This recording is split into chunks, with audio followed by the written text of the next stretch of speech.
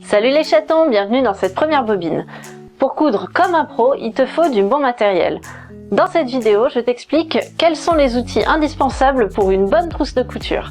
Installe-toi confortablement, c'est parti!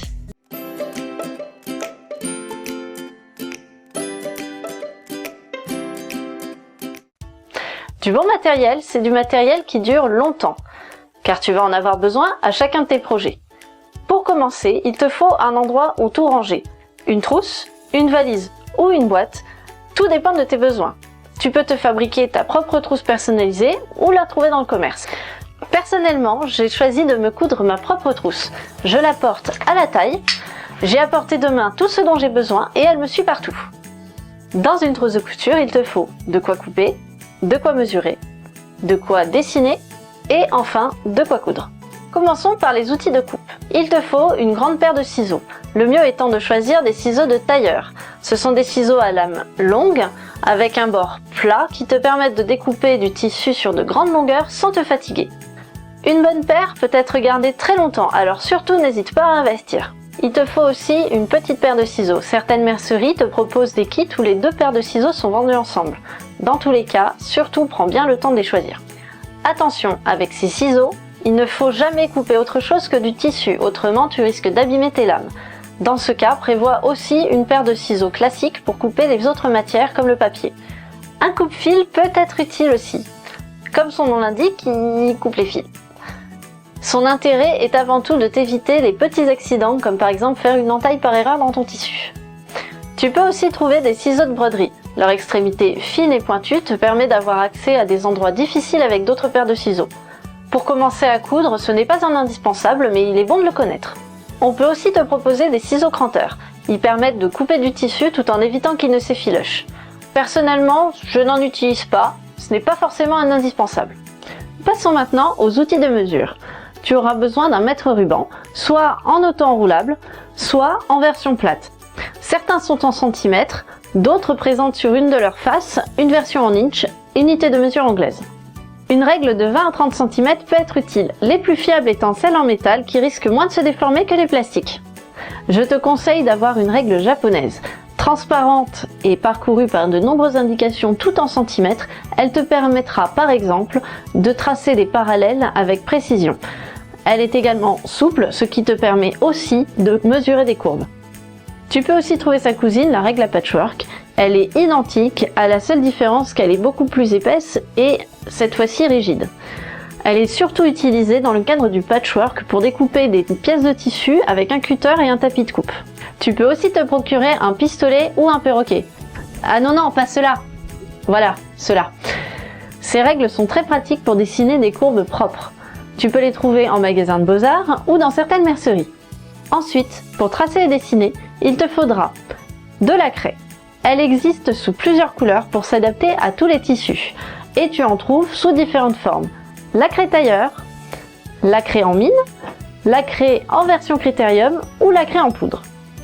La craie tailleur ou la craie en mine nécessite d'être taillée souvent pour garder un tracé précis. La craie critérium ou la craie en poudre n'ont pas besoin d'être retaillées mais par contre sont plus fragiles. Sinon, tu peux aussi utiliser des stylos effaçables. Tu en trouves des effaçables à l'eau ou des effaçables à la vapeur. Attention, quel que soit le crayon ou la craie utilisée, tu dois toujours t'assurer que le tracé va partir facilement sur ton tissu. Mon conseil, c'est de toujours faire un essai dans un coin, histoire de ne pas avoir de surprise. Tu peux aussi utiliser une roulette avec un papier carbone. Le papier carbone est un papier déjà imprégné par de la craie. Il laissera une marque sur ton tissu au passage de ta roulette. Une pochette de papier carbone contient une couleur claire et une couleur foncée pour pallier à tous les types de tissus que tu vas utiliser. Ensuite, pour coudre, il te faut des épingles. Celles-ci te permettent de maintenir plusieurs couches de tissu ensemble. Il en existe de deux sortes, des épingles à tête de verre et des épingles couturières. Les épingles à tête de verre sont utilisées pour la fourrure et la laine. Elles sont plus longues et leur tête colorée permet de mieux les distinguer au milieu des poils. Les épingles couturières, elles, ressemblent à des clous. Il en existe de plusieurs sortes. Des grandes, des extra fines et des super fines. Je te conseille d'avoir des grandes qui te permettent des travaux sur des tissus très épais et difficiles à traverser et des extra fines Pour les tissus classiques, les super fines sont plus fragiles que les extra fines et à mon goût, elles se tordent trop facilement. Tu auras aussi besoin d'aiguilles, tu en trouves de toutes les tailles et pour toutes les utilisations. Mon conseil, c'est de pallier toutes les éventualités et d'en prendre plusieurs sortes à la fois. Il te faut un dé à coudre. Celui-ci se porte au majeur et il te permet de pousser ton aiguille tout en protégeant la pulpe de ton doigt. Il en existe en métal ou en silicone, il faut avant tout se sentir à l'aise avec. Un dé à coudre trop grand ou trop petit encombre. Il faut impérativement l'essayer avant de l'acheter. Il te faut aussi un découvite. On n'est pas à l'abri d'une erreur et un découvite te permettra de défaire une couture mal placée. Il pourra aussi te permettre d'ouvrir des boutonnières, ce qui en fait un outil polyvalent indispensable. Une dernière chose pour bien choisir tes fils. Il en existe de plusieurs sortes, en coton ou en polyester. Les fils de coton sont plus fragiles, mais se teignent mieux que les fils en polyester. Il en existe de plusieurs épaisseurs distinguables par des numéros.